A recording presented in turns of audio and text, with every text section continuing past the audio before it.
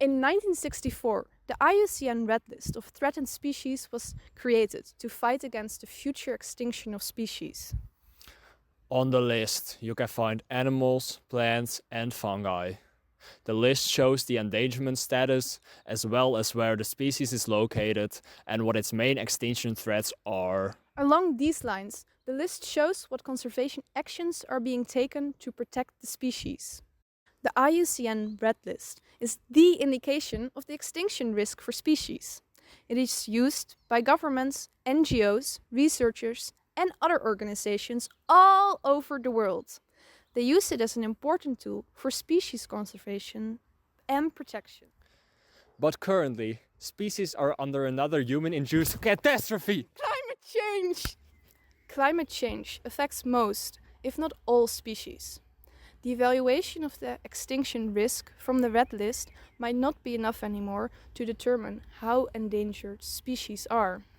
Today, we will look at how the IUCN Red List works, what assessment criteria get affected by climate change, and what improvements can be made to take climate change into account. The IUCN Red List of threatened species covers more than 70,000 species. These species are categorized by endangerment status.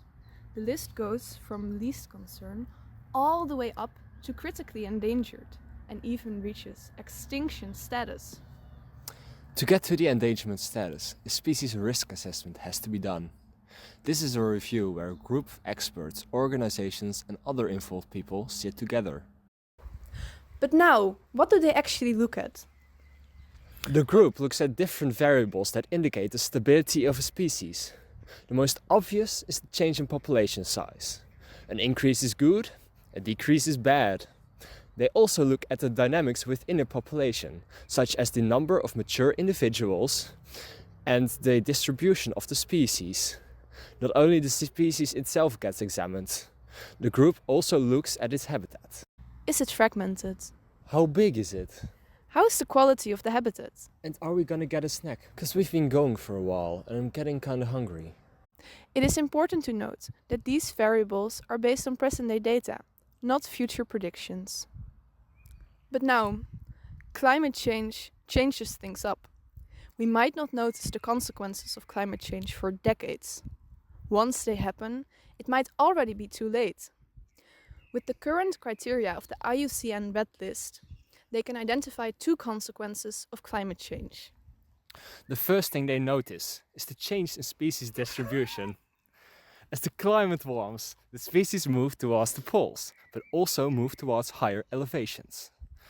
The second thing they notice are changes in habitats. As the climate changes, the places where a habitat can exist also changes. Locations where the habitat can no longer exist will slowly break down. There are many things the Red List does not consider, as climate change mainly impacts the future. Where will species move to in the future? And what habitats will be there?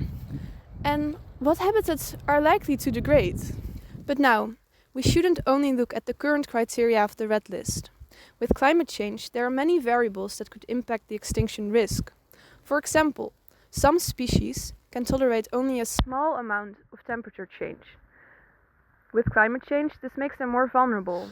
Another example is that the structure of food webs will change.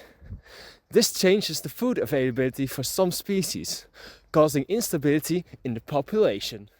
While there are many more variables, the bottom line is the IUCN Red List does not take climate change into consideration. The future has many threats for species that are not considered. The IUCN Red List has great authority and can help species in the face of climate change. By including climate change in their criteria, The IUCN can keep their role as the indicator of extinction risk.